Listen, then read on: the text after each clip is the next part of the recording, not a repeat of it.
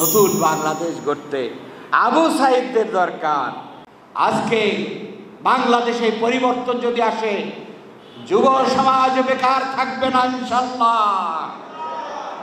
এই যুব সমাজ, তাদের শক্তি আমাদের বড় শক্তি।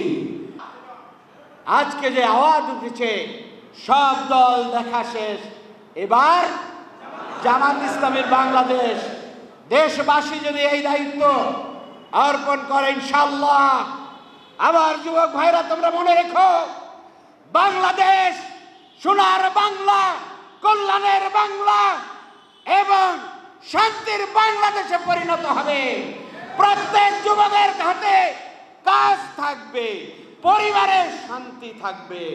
প্রত্যেক যুবক তার পরিবার নিয়ে, তার শিশু সন্তানকে নিয়ে কোনো দুশ্চিন্তায় ভুগতে হবে না।